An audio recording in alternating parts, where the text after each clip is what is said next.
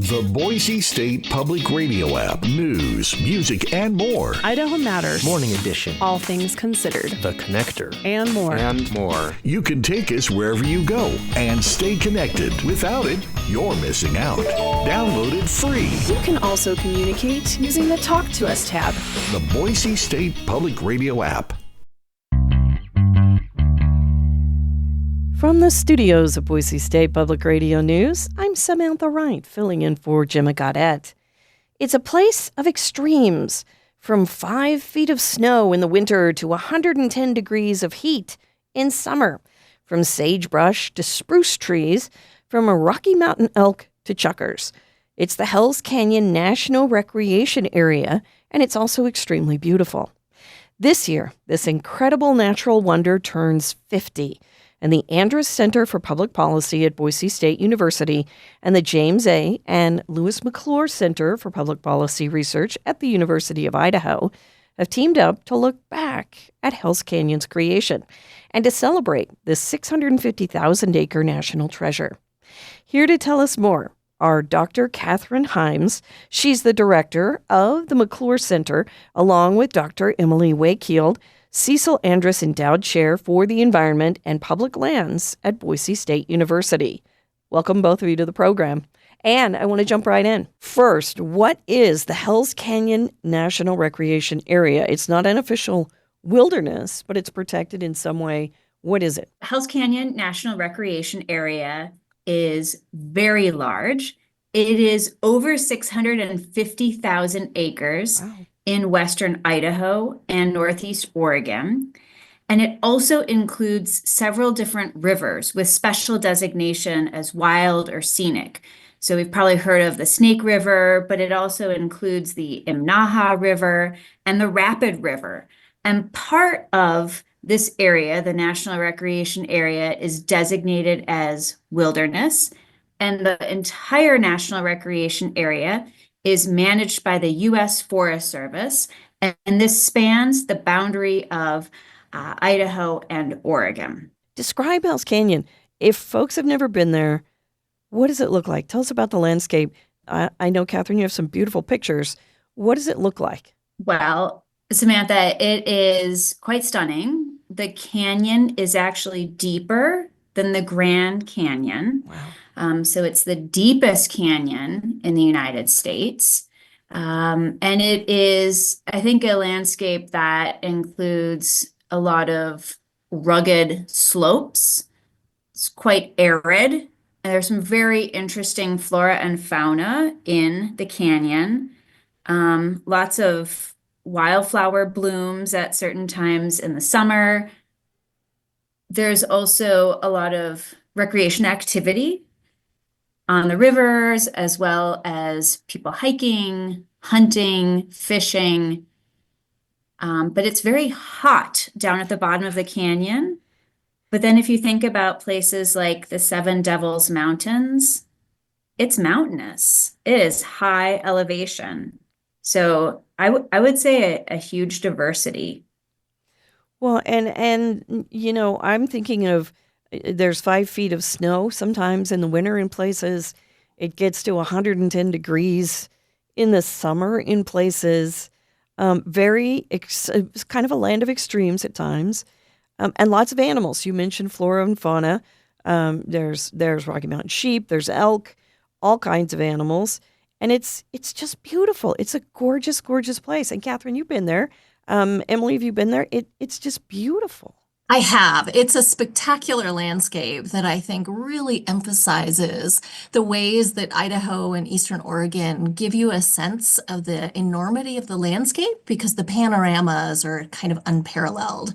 So between the recreation and the animals in the river, the fish, and the bighorn sheep, like you talked about, there is also this really majestic appeal because of the length and the way it brings together the landscapes of Idaho, sort of in in this one spot.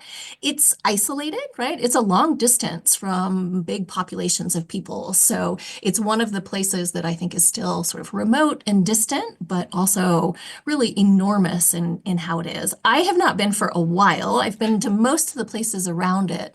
But I remember riding through it on a jet boat in the 90s as one of the tourists doing it and just being overwhelmed by how hot it was and how cold the water was in the middle of the river. Wow. All right, let's talk about the creation of the NRA 50 years ago. This is one of the things you're going to be talking about at the conference. How did it all come about?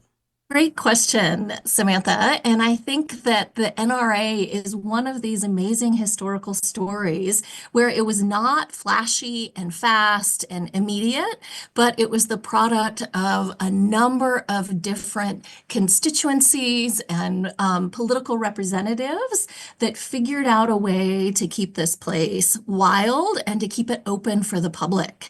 And so many people outside of the West sort of think about these spectacular landscapes as national parks. And Idaho doesn't have those. And part of the story that's really interesting is that that wasn't an accident. And many of the people that represented Idaho in the governor's seat or as senators and representatives, but also the state of Washington and Oregon partnered to sort of work the process politically to make this designation happen.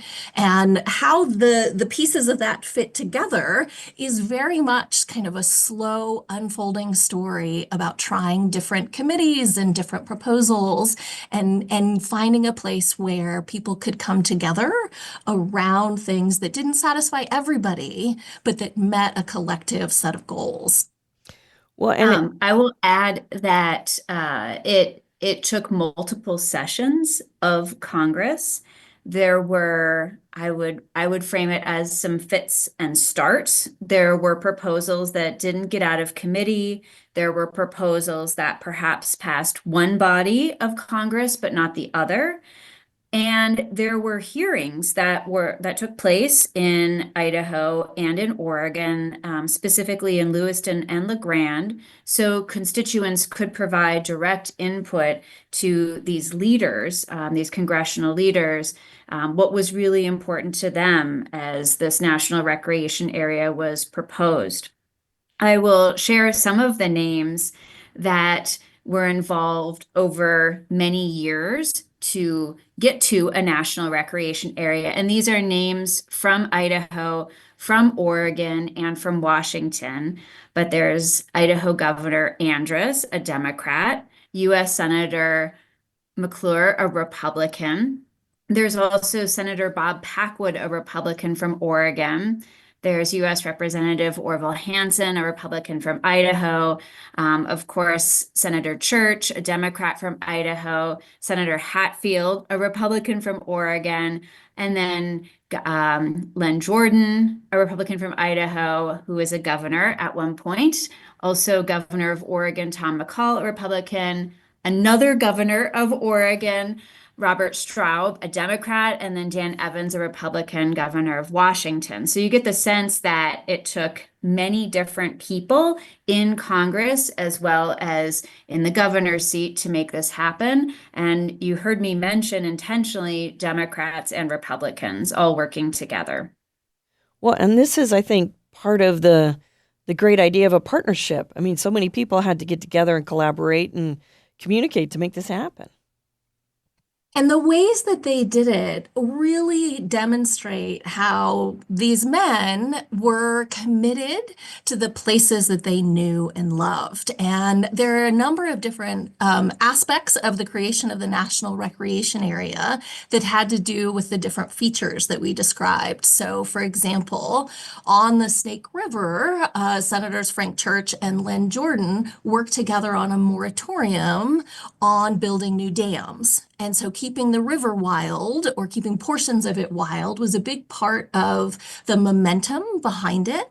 And then there was the territorial aspect. And so you can picture Senator McClure and Governor Andrus on their knees on the floor of an office, sketching out on the map where the right boundaries for that territory should be, because they'd been up and down the canyon on horseback or on hunting trips, and they knew what the different attributes of the landscape were and could articulate what that should be translated into in terms of creating the recreational amenities behind it.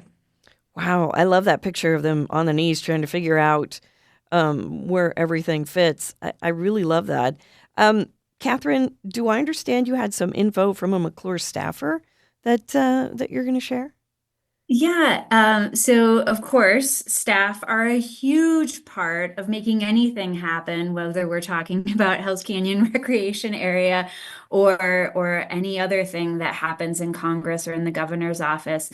But I want to share this quote from a McClure staffer who was involved actually in a lot of early work once the area became a national recreation area. And her comments have to do specifically with Governor Andrus and with Senator McClure. And she says the Hells Canyon Act became a workable yet adaptable management compromise that was only achieved because of the personalities of two men, again, Andrus and McClure, two men who each had an amazing capacity for patience, compassion for all interests, and who were willing to put in years of honest, arduous work. It was this magic formula they created, a formula of leadership and hard work and listening to disparate voices, all under a big tent that resulted in the act becoming law. That is awesome. I love that. I love that. Okay, so, and it did become law. President Gerald Ford signed the act to establish the NRA. It was December 1975, and it's been 50 years. What a history. What a wonderful history. And you're going to be talking about this history at the conference, right? I want to say something else about this history, that it was really important to focus on a designation like a national recreation area rather than a national park, because this allowed the land to be in multiple use. It includes motorized and non-motorized recreation, timber harvesting, grazing, mining, cultural preservation, conservation, beneficial use of water, including power generation. It's this balanced approach to land management, wilderness, working lands, and we are going to be talking about that at the conference. What were some of the early challenges in balancing all of this? What are some of the challenges going into the future? Okay, I love this. You're also going to look at the future. There are some, always with natural resources, pressures on the NRA. What are they facing? Well, 50 years in is a really neat time to sort of look back and look forward. And in lots of ways, the landscapes have changed, right? Wildfire is more present or present in really distinct ways. Invasive species, new species have come to inhabit the hills and also the rivers. And then the human infrastructure also is in need of maintenance and required processes like recertification of the dams and considering the sources of power and their impacts and things like water quality. And many issues are sort of facing the future. But we wanted to do this conference right now in order to think about the ways that professional and managers, interested parties and constituents, and really high caliber politicians were able to work together and collaborate and compromise to make it a place for so many more people, and to use really those character attributes and those sentiments to think about navigating those future challenges. Okay, the conference is set for April 16th in Boise, but you need to register beforehand. When does registration end? Right. So registration is through April 4th, and you can register online with the Andrus Center. And registration is for the full day conference, which will have 3 different panels of lots of the constituents that we've talked about, and a conversation. It will have some samples of historical documents. But importantly, there is also an event the night before at the Egyptian. Catherine, do you want to say a little bit more about that? I do. We thought that it would be fun to show some films, short films of Hell's Canyon. So this is an opportunity for people who are in Boise or who are coming to Boise for the conference to see different landscapes over the years. We have some films from Idaho Public Television. They're our partner in that event in the Egyptian. And we also have some fun films from Idaho Power. So it's just a great way for people to come and bring a neighbor, get some popcorn, have a beverage, see these films. And we'll also have a little bit of Q&A with the filmmakers. So just a nice event. And that one is free. We ask that people get a ticket. That ticket's available on the Egyptian Theater's website. I love that. And you can actually see what we're talking about up on the big screen. I want to ask you both this question. How important is the Hells Canyon NRA to Idaho? And Catherine, let's start with you. I think that the Hells Canyon National Recreation Area is so important to Idaho. It's important because people use this landscape in many different ways. They may use the landscape for cultural reasons, for recreation reasons. It's also, as we mentioned earlier, it's a working landscape. There are hydropower facilities in there. But as we talked about, it reflects Idaho. It reflects our physical features. And it's a shared partnership with Oregon. That's an important thing to remember as well. And I think when you go to Hell's Canyon, if you know the story, you really begin to think about all of the community input that went into making this happen. You think about how it is very remote, how that was intentional to keep it as a national recreation area and not a national park. And I think once you know the story, you consider the political mechanisms that got to the national recreation area. And it really feels like Idaho because there is so much community input in keeping this place looking like Idaho, looking like Eastern Oregon. And it just reflects these leaders we had in the 1960s and 70s who are pragmatic, who are very intentional, who are statesmen. And so I just think that it's a very special place. Emily, what about you? I agree with everything that Catherine said. And I also think that history always gives us windows and doors that we can use in the future. And I think that there are some amazing pathways out of our sort of contentious political moment right now by reflecting on the principles that guided the celebration of a place that has been made available to the public and many different publics, and that access those livelihoods from ranching to recreation, and those opportunities for experiences and memories that exist because of the willingness of people to think about the ways the greater public benefits by having lands like this in the collective management. It is an important story for Idaho. I think it also beautifully encapsulates the history of Idaho's landscapes because it is something that is so spectacular and so under-recognized by the rest of the world. And so it's known at home, but it isn't famous in the ways the Grand Canyon is. And the intentionality of keeping that landscape open for Idahoans, I think, is a thread that goes through all of those 50 years.